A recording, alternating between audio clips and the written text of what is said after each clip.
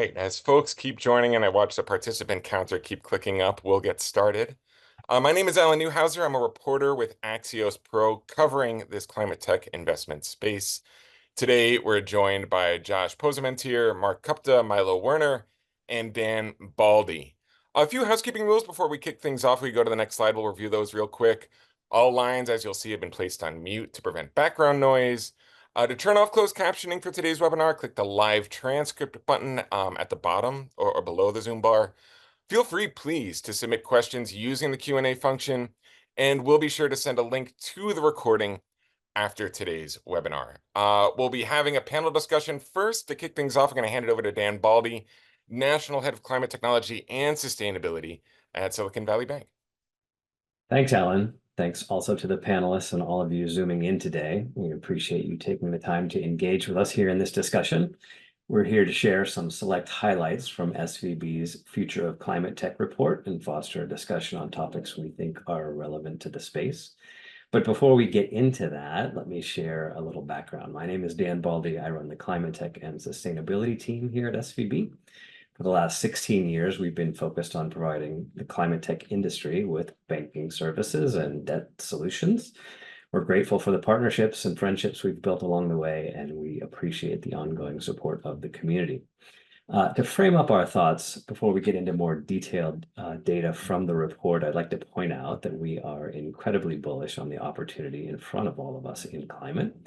The unit economics of renewable energy currently, combined with increased energy demand forecasted from the rise of AI, from increased data center needs, from electrifying our homes and decarbonizing transportation, represents an incredible opportunity for the continued deployment of technology into the sector. Beyond that, decarbonizing transportation and our industrial systems represent the next wave of opportunity, and we believe those are around the corner as we ramp up manufacturing and capacity and drive down costs in the sector as we have done before. The future is bright on the macro level, and with that, I'd like to get into some of the themes from the report. Next slide, please. First theme is that startups have less capital today than they have enjoyed in the recent past. VC funding is down across all tech sectors, and climate is not immune. Funds flow and valuations are generally reduced from the peaks of 2021 and 2022, and some health restoring balance is back at play in the market. The second theme is that incentives are making a difference. The IRA and the CHIPS Act and other public policies are driving public and private dollars into the climate sector in both companies and to asset deployments. The third theme is that we are addressing hard to mitigate emissions in the industrial sectors. Steel, cement, industrial heat, clean chemicals, and the built environment are all being targeted by entrepreneurs in the sector. And the final theme from our report is that we view the sector as poised for exit activity. As more companies achieve scale and corporate appetite for climate tech themes grows, the relative closure of the public markets and the M&A markets to these sectors have created a backlog of companies in tech, life sciences, and climate tech waiting for transactions to resume. Next slide, please. Incentives are making an impact. In the upper right slide, or upper right chart on the slide, we are tracking investment into the sector in retail, energy, and the manufacturing spaces. The impact of the IRA and the CHIPS Act, which were passed in 2022, created an immediate increase in public and private investment in these sectors. In the upper right chart, we see the breakdown of where those dollars are going. In the manufacturing sector, 70%, shown in dark blue, is going into batteries, followed by zero emissions vehicle and solar. In the industrial sector, we see 49% in green going to solar, followed by storage and other technologies. In the retail sector, we see electric vehicles taking the lion's share of investment at 65%, followed by distributed electricity, solar and storage, and heat pumps. In the lower left chart, we see solar scaling rapidly, with utility scale solar, commercial industrial solar, and residential distributed solar all showing increases in 2023. In the lower right chart, we see the results of Jigar Shah and his team at the DOE's Loan Program Office. They're just doing yeoman's work, accepting a groundswell of applications, and expect to be deploying just a monumental amount of debt capital over the coming years. And we expect the impact of that investment will be shown for years to come. Next slide, please. In this slide, we're focused on fundraising in the venture capital and private equity markets. These are fundraising at the fund level, not investments into communities, but the fund closures or fund announcements themselves. On the left chart in the green line, you will see the deal count annualized over the trailing 4 quarters, coming down steeply from the peak in 2021 and 2022. But the good news is it appears to have leveled off at sort of 2021 levels. We see 72 flattening here in the 2024 first quarter section. In the teal bars below that, we'll see the dollar values of funds closed, and also a relatively sharp decline, but a leveling off to what we feel is a healthy level at the late 2020, early 2021 levels. In the upper right chart, we focus on climate tech fund closings shown in blue as compared to general tech fund closings shown in the darker line underneath, all normalized to 2019 levels.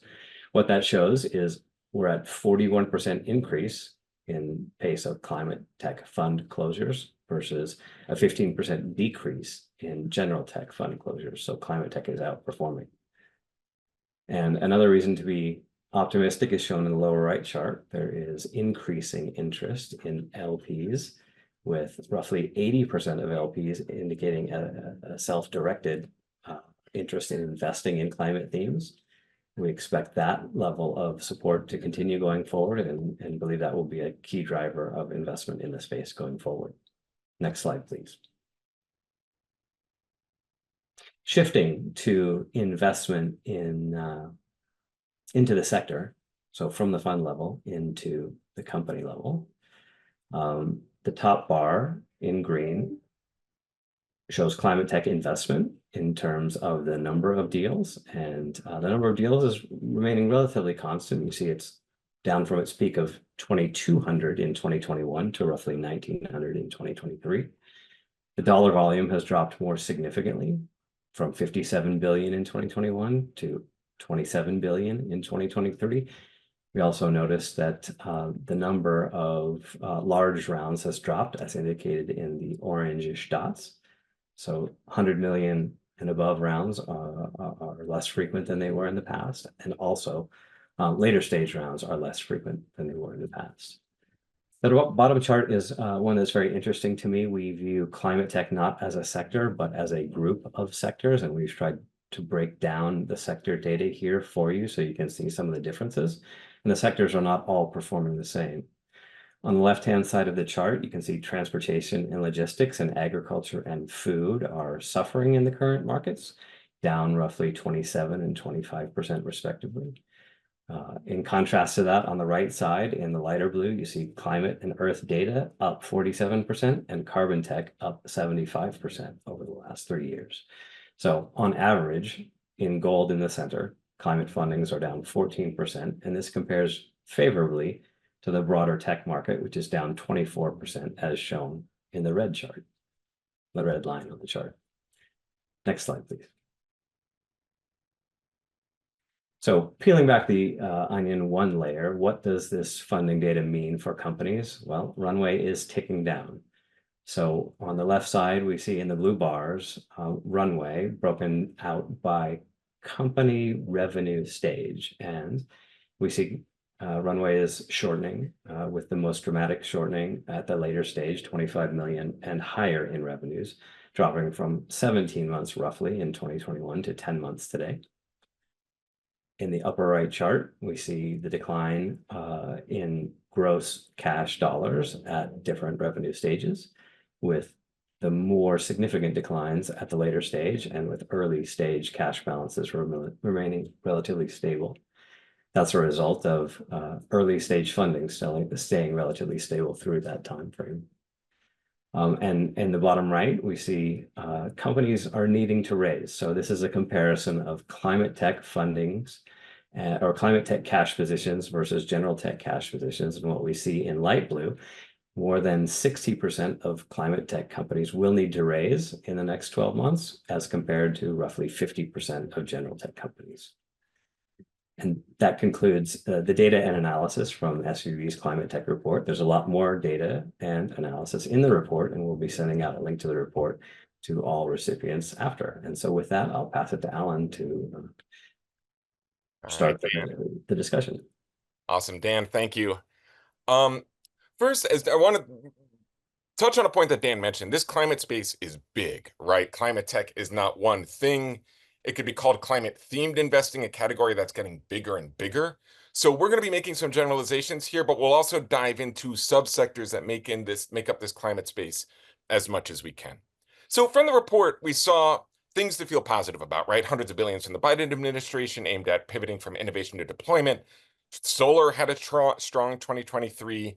The decline in venture investment in climate tech wasn't quite as painful or dire as tech more broadly. Nonetheless, for many, if not most, startups and firms that are focused on this climate space, it's rough out there right now, or it certainly can feel that way. As Dan mentioned, we're seeing falling levels of funding, shrinking valuations, shorter runways. And from those challenges, there's a lot to learn, especially for companies and firms to survive and thrive in this environment. So, Mark, let me start with you. If for companies in this climate space now, for so many of them, flat is the new up round. That's something we're hearing. Is a win now simply survival? Yeah, it's a great question, and thanks Alan for hosting the panel, and thanks SVB for putting this on with us. And like any good complicated general question, it is a broad answer you can do. But I would say, if I can generalize, it plays on the last slide that Dan mentioned, which is a win is extended runway right now. Having the time, the capabilities to operate. There's a lot of positive tailwinds in general in the market. A lot of capital is flowing into more mature sectors, and if you have the ability and the right to grow into that right now, that is a true win. Because as you saw in those charts, it's one of the more challenging things. If you have shorter runway because you're raising less capital, you're still trying to have growth mentality, so you're spending into that. That can become a challenging thing for startups. So the ultimate win right now is time to operate.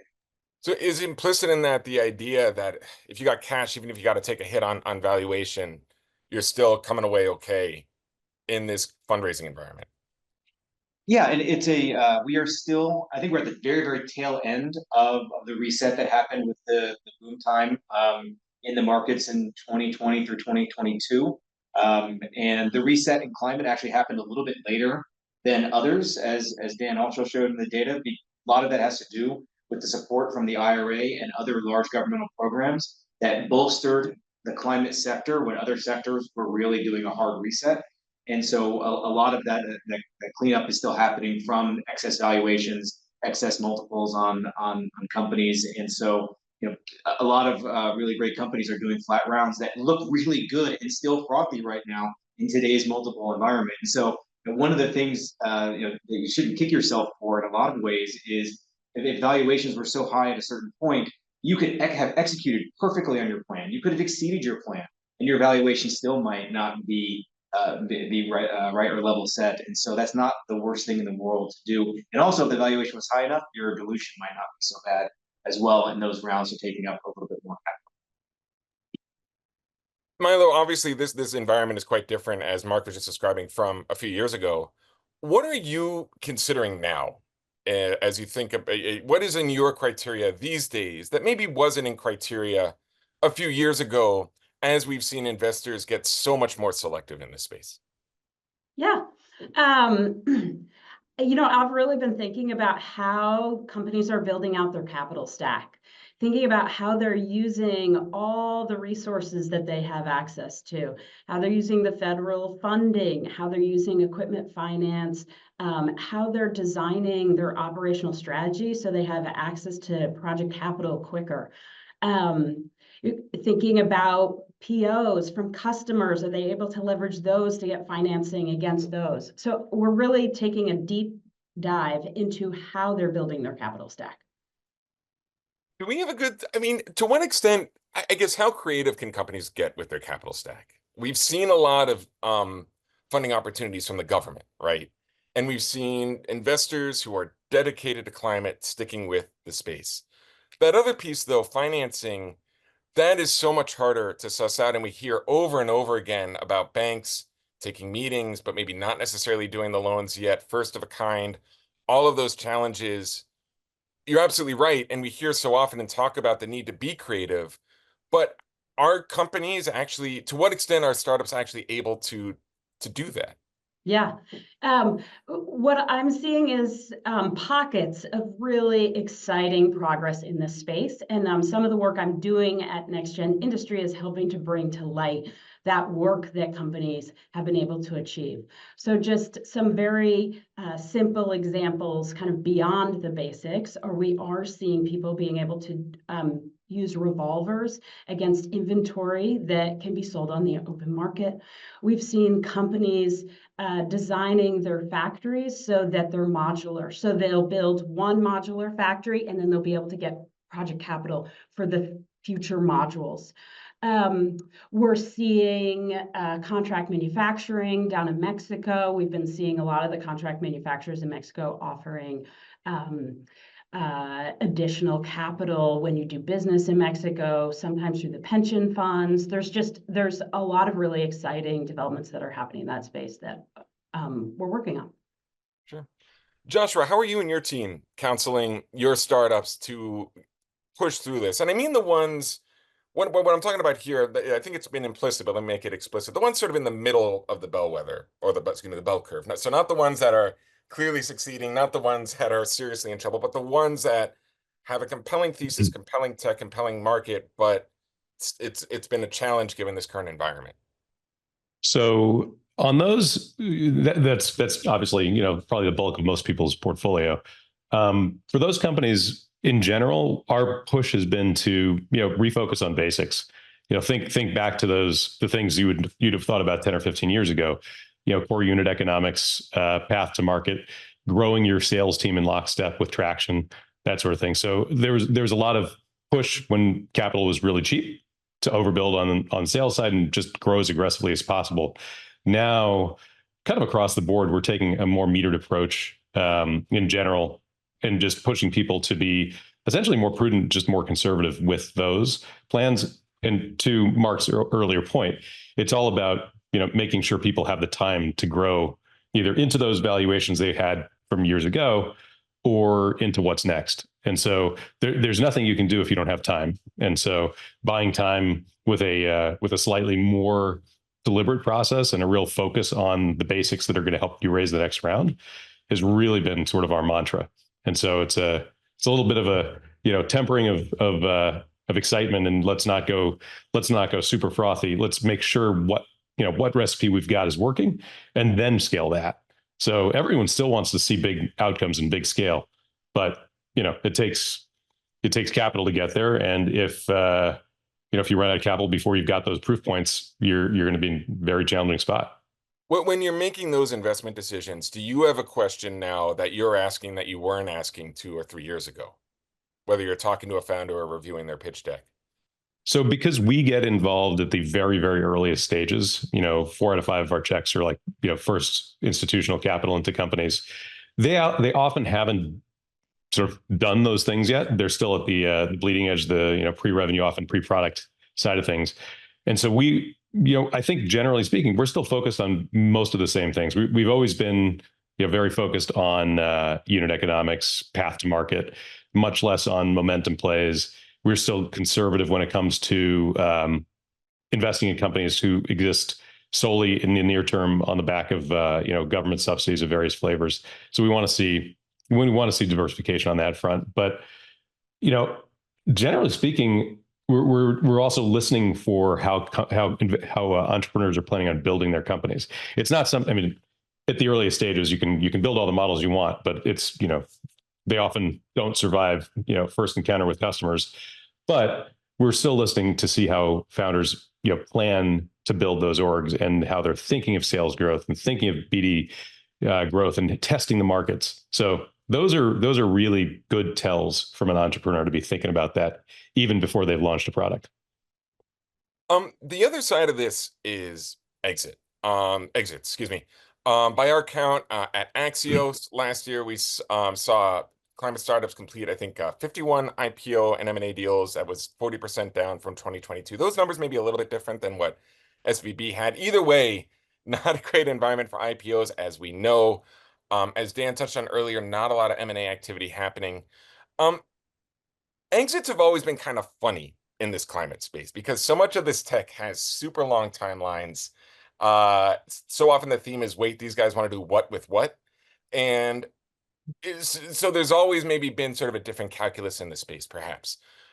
Mark, how are you, when you're talking with LPs or even in your own team, talking about the path to exits and generating the kinds of returns that at the end of the day, venture investors are expecting? Mm-hmm. I think the last stock of exits that we had, people were selling a story. That is no longer acceptable to do in a lot of climates. So pushing towards, I guess another way of saying, like, how many cash flow positive companies exited in that last boom cycle? Probably a small fraction of the companies that actually went public. And so a lot of the prep work that we are doing with our late stage portfolio companies, these are companies that have raised hundreds of millions of dollars and still have $1 billion plus valuations, significant revenues growing into their opportunities, is the public story has shifted out a couple of years to get far closer to profitability. And just to pull on something Josh said, really fundamentally understanding the unit economics of growth and how you drive that, and just being absolutely rock solid on it. But really, you've got to be far more big than you were previously in that, which, as we all know, for these companies that are innovating and building in the physical world, takes an extra click more than companies that are doing software. Yeah, let me zoom in on that a little bit, because I'm kind of curious how you talk about this, or Josh or Milo, the extent to which, how you even talk about this with LPs, especially when it comes to raising a new firm fund. Because you can imagine, I was having a conversation with someone who's not in climate recently, who looked at a very well-respected firm and went, wait, they've had one exit in how many years? And I was trying to explain, well, they're very respected, they're backing a lot of credible companies, and just wait, they'll get there. Yes. And that seems so often to be a trend with very respected venture firms. So what do you see? What keeps LPs coming back to this space beyond, yes, the mission of climate, the financial side of it? Milo, I see you nodding. Yeah. I think one of the big changes that has happened over the past few years is that the established strategics have really taken a very strong interest in these startups and have been signing POs of very significant sizes. So I think when we talk to LPs, thinking about and being able to explain, hey, I know this company, is years away from IPO, but we have these contracts from significant strategics who know the space incredibly well, understand their business, and are thrilled to back these companies. How has the tenor of those conversations changed? Because on the one hand, I can imagine in a sunnier environment, someone going great and maybe now being more skeptical. At the same time, a lot of those companies that could have those offtake agreements are closer to maturity than they were when times were maybe a little bit easier in this market. Yeah, I think you got to double click on these purchase orders and see how firm they are, right? You got to see is there any teeth in them, or are they really just fluffy pieces of paper? Yeah, just a couple other comments. So I can say, some of our experience has been there is definitely a desire in climate to see some real DPI. That's the distribution to paid-in capital, that basically your returns. There's definitely, I think, some frustration that they haven't seen more. What we've communicated universally is, look, we're a seed stage fund. We get in pre-seed. It takes 7+ years for a normal startup to get go through the full cycle. It's not faster in climate.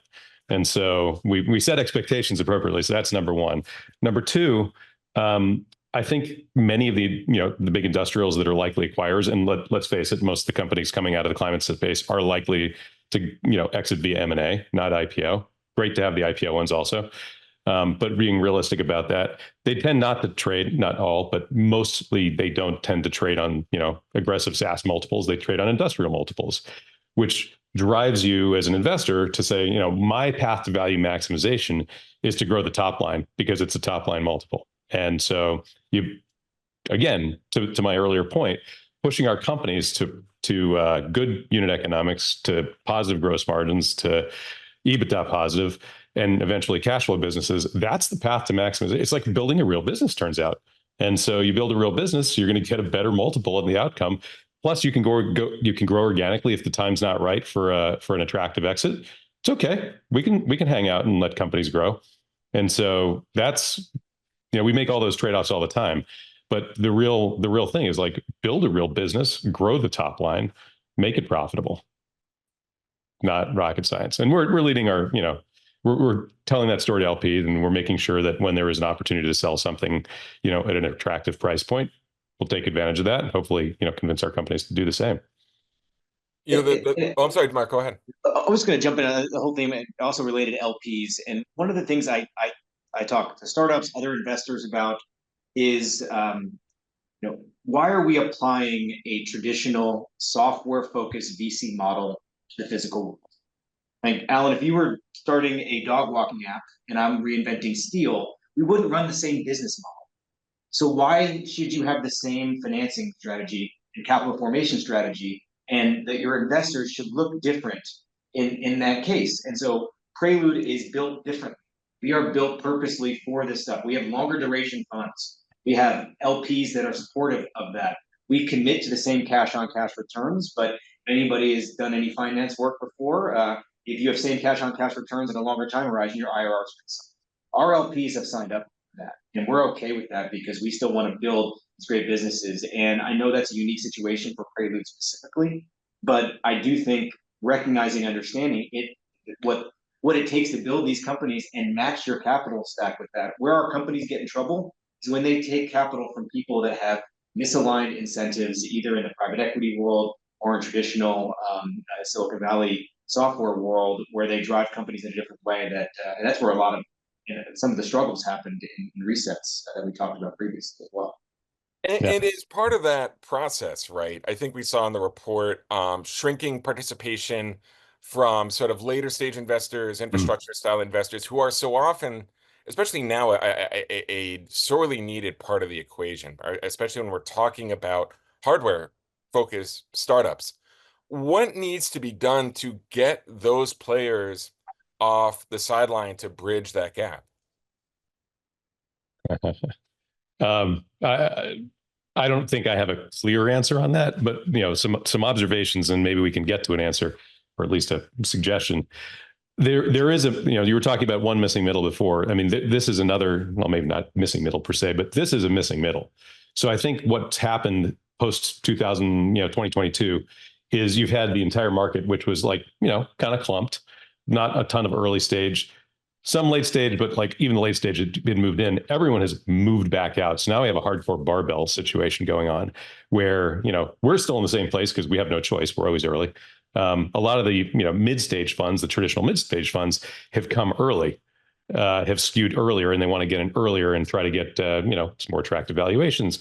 That's left a gap in the middle. And then the big late stage funds, who you would normally expect to be, creeping into the Bs and, starting to really lead Cs, they've fled to the later side. They want to see, 10 to 25 million, borderline positive EBITDA. It's really there's a gap right there. So I think one of the things that, again, I feel like a broken record. One of the things we can do is push companies to focus on core unit economics, show that you have good gross margins, you have some evidence that your path to market is scalable. And so that's a good reason. I mean, across, not just in climate, across the universe, that's a good reason to pour gas on the fire. You've got a good product with good margins and a demonstrated sales process or recipe. Put money in that thing and it'll grow. And so right and left, we come across companies all the time that are just like, yeah, we're raising a big round, and they don't have proof points. They'll have to get to 10x or 100x the scale to show unit economics, or they'll have to build a sales team from scratch, which they have not, because perhaps they had to spend their first X years building the core technology. And so we really want to see people focus on the things that justify those later rounds. And I think that's really what those later stage investors are looking for, without being super explicit about it and super clear about it. Josh, can I just jump in there real quick? I would agree. I think that the valuations have been disconnected from the revenue because these companies have been raising so much equity, and they've needed that equity for industrialization. And now only recently have we been able to crack open how we can build this capital stack without so much equity. And I think that is going to really bring the later stage investors in much sooner, because the valuations are going to be lower. They're going to be able to see how they're going to return capital in a much more clear fashion. When you have really inflated post-money valuations, it's just very difficult to paint that picture with the revenues that some of these companies are producing. Sure. I would add one thing to that, and I draw analogies to the renewable energy project finance space. And renewable energy project finance is done on the basis of committed offtake agreements. And those offtake agreements make the revenue from those projects very dependable, and that makes it eminently financeable, right? And if I compare that to the way industrials think about building out a plant, even mega industrial corporations with huge balance sheets build plants for customer demand, known customer demand, right? And Milo and I had the opportunity to tour the SK America's battery plant in Georgia, and it was built with a customer in mind. And that's what drove the commitment of capital to that project, right? And at the earlier stage end of the spectrum, we have incredible market opportunities. The markets are huge, but we haven't focused as much on the customer engagement. And in my view, unlocking large scale financing beyond the government support programs that are available requires firming up and making that revenue stream at the other end of the factory output very dependable. And that's what will make it financeable, in my view. Sure. I think that's an excellent point also. And there was an organization that doesn't seem to have gotten to escape velocity, called the First Movers Coalition that the State Department had set up. That was one of John Kerry's one of his last projects. It's in my mind that, which was like rounding up big, Fortune 500 companies to buy, to provide steel offtake for green steel, or whatever. Pick your green concrete. That's that sort of thing, basically guaranteeing that there's going to be a market. To your point exactly, will help jumpstart, the ability to project finance those things. It's kind of what Stripe's done with Frontier in a way. I mean, they've kind of, rallied the troops, gotten a big enough pool together so they can go out and make real procurements. And I think that's also helped that one very narrow sector. But, are you going to build a green steel plant without knowing you've got an offtake? I mean, H2 Green Steel in Europe that was their game plan from the get-go. Find and build out your entire customer base. Oh, then go build a company. Sure. So, I mean, not everyone can afford to do that or, structure something like that. But to Dan's point, if you guarantee that there's someone that's going to buy your product at a price, it's a little easier to justify building a factory to make that thing. So we are in the zone for questions from folks who are attending. We got a few in advance too that I'll go through. First, while I pull those up, we are getting into election season. We'll take a brief election interlude. At the start of the year, I was hearing from investors that they were telling their startups to, if they had to raise money, do it by June. We are now in mid-June. July is around the corner. What are you telling your startups as we get into what will probably be a pretty distracting time, at least news-wise, as we get closer to November? I mean, I think there's just a lot of common language across the aisle around supply chain resiliency, job creation, economic security, which means energy independence. And so many of the climate companies check all of those boxes. So I think as long as you're tuning your language to speak to both sides of the aisle, there's going to be no issue. Most of what we're hearing from other investors and what Prelude is advising is exactly what you just said, Alan. To try to be well capitalized going into any election cycle, particularly one that could be divisive. And I also agree with Milo. There's a lot of reasons why and how you can position this, and specifically the IRA and other things. They are being implemented in states like West Virginia and Ohio and Michigan and Pennsylvania and Texas. That's purposeful because they are creating jobs, they're creating new economies in those spaces. And behind the scenes, a lot of the governors and other senators and Congress people from those states are saying, "Hey, don't take this away. This is really good for our states." And I'll leave one other positive message of if the government does shift towards a less overtly climate friendly administration and Congress. The last time that happened was the last start of the climate tech boom cycle, because there was a lot of, hey, we'll do this ourselves. Or there's a lot of agency and urgency that flows into the space in times like that. I could say that is directly what we saw from our LPs and others trying to catalyze a lot of invested capital into it. And so there is even positivity from private investment side, potentially, right? If we did see another shift in administrative support for climate tech businesses. Let me ask you a question. Oh, Josh, go ahead. I'll just throw one short thing. So no disagreement. I think it's unlikely there's very few things. There are very few things in the IRA that I think are likely to get punted, even with an all red situation, just because of exactly what Mark was saying. Most of the dollars have flowed to red states. So be that as it may, the big problem in my mind is the lack of certainty, and that's what I'm seeing. Especially at the project level, causing the most grief. It's like no one quite knows what's going on, so everyone's just like, "We'll just wait till November." And I think that is causing sort of an inordinate amount of slowdown in both project finance and some capital deployment where there's any policy exposure, any regulatory exposure, because who knows? Yeah, I couldn't agree more. Kind of the uncertainty is causing huge pause. I would say when you look at all the companies that are building manufacturing facilities across the country in the private space, I mean, there's over 100 factory announcements that have been made in the past year about facilities that are getting built domestically, many of them in red states. So there is very positive messaging on that front. Let me do go to a question that attendees submitted in advance. What sector has done a 180-degree turn or even a 90-degree turn from 2 quarters, or I'll add to it, even 2 years ago? There's more than a few. Yeah. I would say we have some limited exposure. The food and agriculture space has just gone. I mean, that's just been the current generation of the solar cycle. It's just like up and down and up and down. And I mean, right now we're definitely in the down. We saw one of the coolest companies out there just decide to wrap up operations. I think it was just last week or early this week in the alternative protein space. And that was very sad to see, because it was just an amazing tech stack.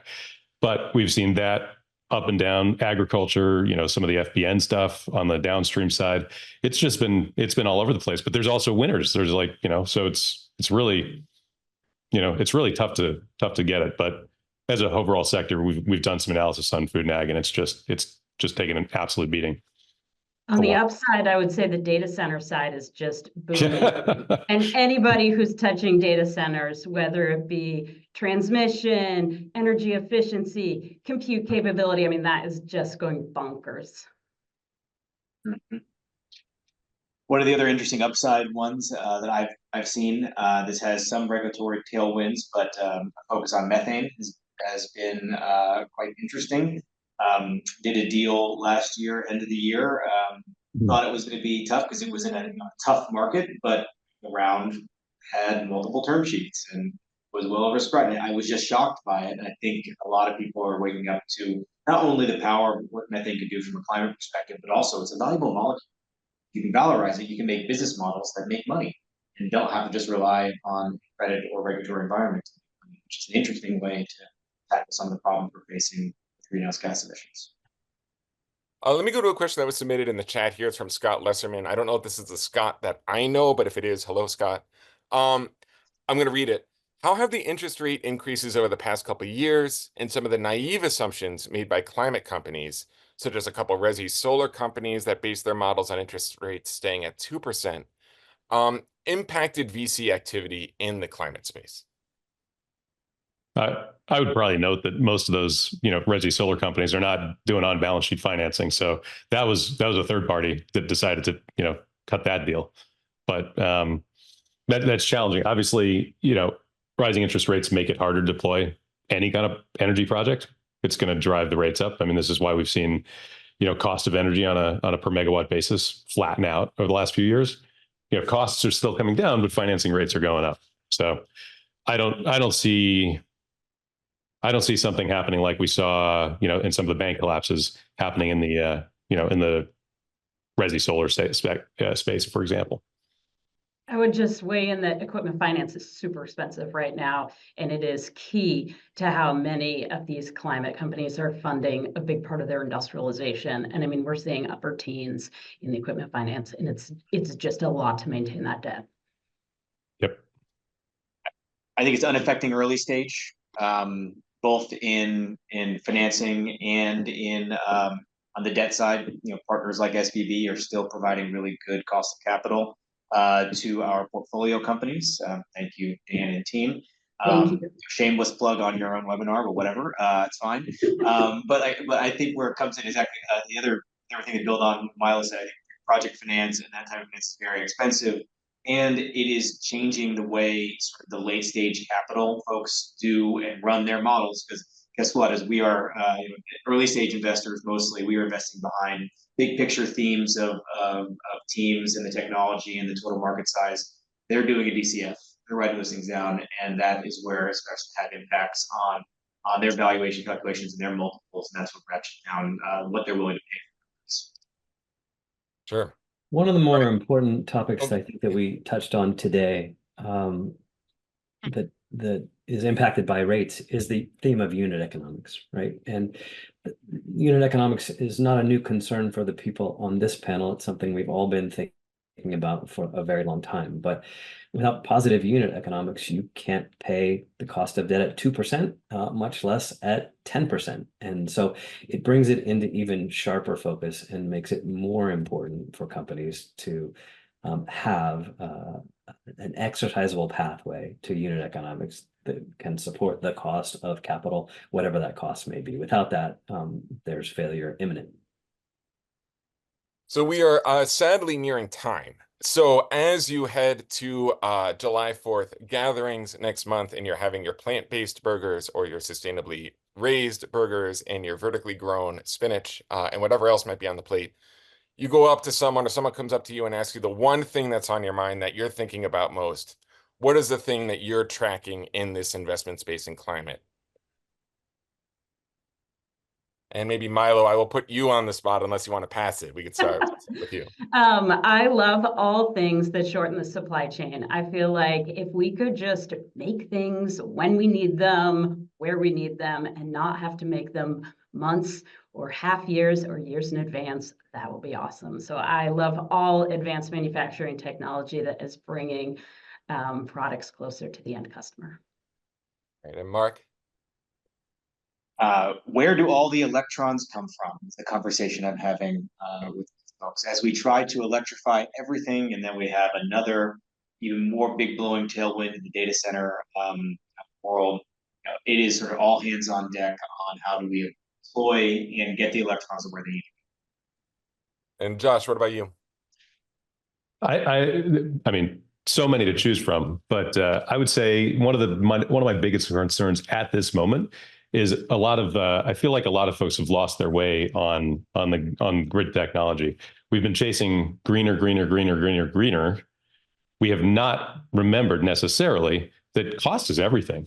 And so if you're trying to electrify everything, if you're trying to drive your electric vehicle and fill it up overnight, and electricity gets to a certain price, it no longer makes economic sense. And it's like back to that unit economics thing. Yeah, it's better for the environment, of course. It's more fun to drive. It's convenient. but it's more expensive. And so I feel like we need to take a step back and look at technologies to get the actual delivered cost of an electron down.